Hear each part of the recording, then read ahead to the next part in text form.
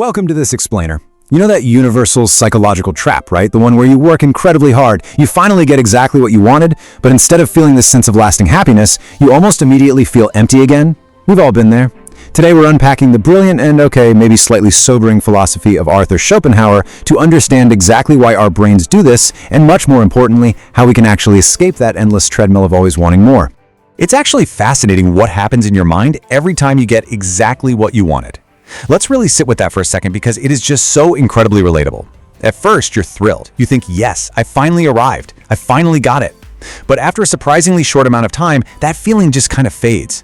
What was once deeply special becomes totally normal. And without you even realizing it, your mind quietly shifts gears and starts formulating a brand new thought. And that brings us to the ultimate recurring question of human nature.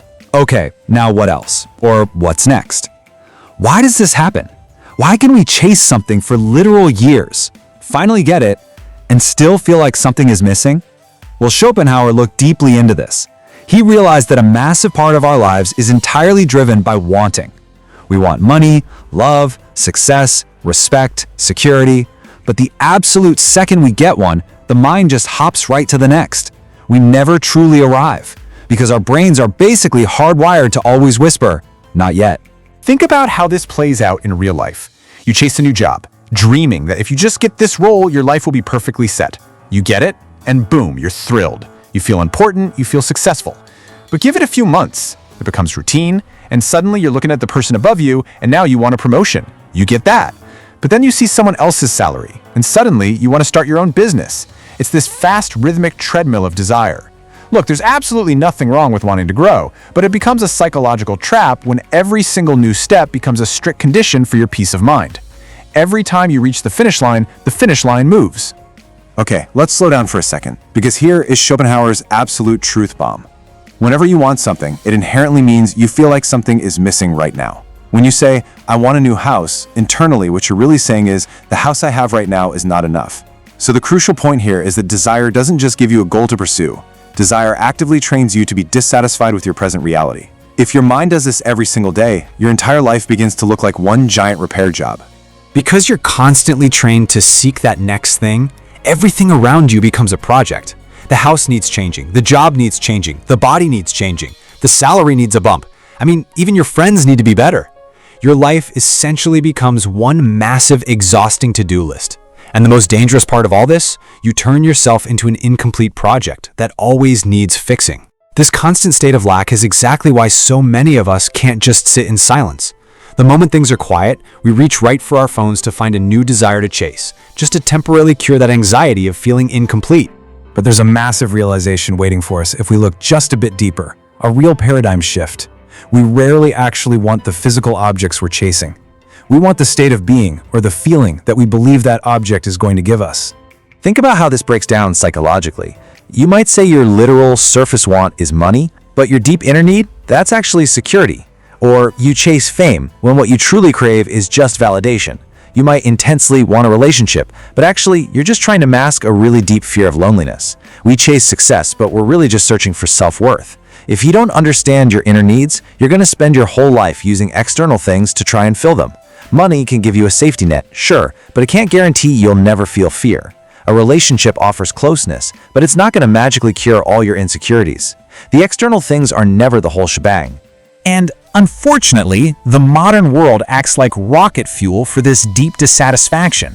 We fall right into the trap of comparing ourselves to others. Every single day, you are bombarded with images of exactly what you don't have. You stop measuring your life by your own standards, and you start using the lives of everyone else as your yardstick. Just think about scrolling through your feed. Boom, new car. Boom, massive house. People are traveling, getting married, launching businesses, getting thousands of followers, showing off these perfect bodies. It's this overwhelming, anxiety-inducing rapid fire of things you supposedly lack. You could literally wake up perfectly happy, spend 3 minutes on your phone, and suddenly feel like you are totally failing at life. Because in the game of comparison, there's always going to be someone ahead of you. If you play this game, you will live your entire life feeling like you are constantly running late. Which brings us to a pivotal question inspired by Schopenhauer's framework. Ask yourself, do I truly need more, or have I just been taught to want more? Because so many of the desires burning inside you right now aren't even yours. Society tells you what you must own. Advertising insists you're inadequate without a certain product. Social media dictates exactly what a good life is supposed to look like. You can spend decades running toward goals you never freely chose, only to arrive, build the house, get the job, and still not feel at home in your own life. So, what's the fix here? Well, the first step definitely isn't to just violently force yourself to stop having desires altogether. That's practically impossible. The move is to start actively questioning your desires. We have to stop running blindly toward finish lines that aren't actually ours. To do this, we need to practice some real introspection. Next time you desperately want something, put it through a filter. Ask yourself, why do I actually want this? What specific feeling is it going to give me? Actually, scratch that. Here's the best one. Would I still want this if absolutely no one else knew I had it? Am I pursuing this for myself, or am I just trying to prove something to everybody else? And finally, if I get it, will it truly give me peace, or is it just a stepping stone to making me want more? These questions are absolutely crucial. They act as a filter, helping you separate your genuine internal needs from those toxic, ego-driven desires. And going through that filtering process leads us to the ultimate philosophical solution. It's the profound power and, frankly, the freedom found in pausing and practicing contentment right now. Learning to want less isn't about deciding that nice things are bad, it's about taking away the authority those things hold over you. This brilliantly illustrates the critical difference between wanting and needing. Look, it's totally natural to want to be rich or successful or to find love. You can say, hey, I'd like to be wealthy. The toxicity kicks in when you believe you are worthless until you achieve it. You should never say, until I'm wealthy, I have no value, or if I fail, I'm a failure as a human being. When you can separate the natural desire to grow from that desperate need to prove your worth, you essentially extract the poison right out of your desires. Schopenhauer teaches us that desire is a powerful engine for your life for sure, but if you don't steer it, it turns into a tyrant that will drive you right into the ground. It'll whip you, rush you, and force you into endless comparison. That is exactly why it is vital to learn how to hit pause. Not to stop growing, but to simply pause, look around, and declare, where I am right now also has value. Taking a pause doesn't mean you've given up, it just means you've stopped punishing yourself for not being at the finish line yet. So here's a challenge for you today. Think of that one thing you're convinced would completely change your life if you just got it. Is it money? Fame? A specific title? Now ask yourself, what feeling am I actually seeking through this? Is it security? Freedom? To feel loved?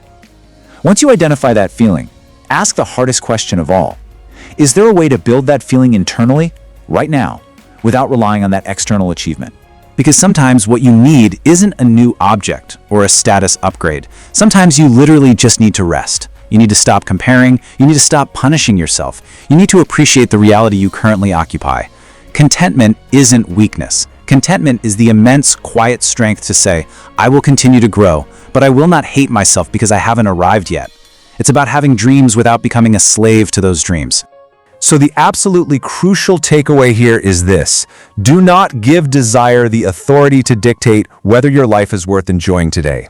Yes, Schopenhauer can sometimes seem like a pretty pessimistic guy, but hidden right inside his philosophy is some incredibly liberating advice. Keep building, keep seeking, keep growing, but do not live as if your real life only begins after you acquire something. If you do that, you're just reserving your happiness for a tomorrow that never actually comes, because tomorrow's mind will just find a brand new reason to postpone it all over again. Look, we're human. We are always going to desire things. It's just part of our nature. The loss of freedom only happens when we convince ourselves that every single desire absolutely must be fulfilled. We've got to strike a balance. Learn to want, but also possess the strength to let go. Learn to seek, but also to pause. Learn to grow, but also to appreciate. Because the life you are desperately searching for probably doesn't require more things. It requires a mind that isn't entirely controlled by the word more. And I'm going to leave you with this final lingering thought. Instead of waking up and asking yourself, what more can I get? Try flipping it today. Ask yourself, what is the one thing I can stop wanting? What unnecessary expectation, what toxic comparison, what forced societal goal can you simply drop right now? Finding the answer to that question might just give you more freedom than anything money could ever buy. Thanks for hanging out with me on this explainer, and I'll catch you next time.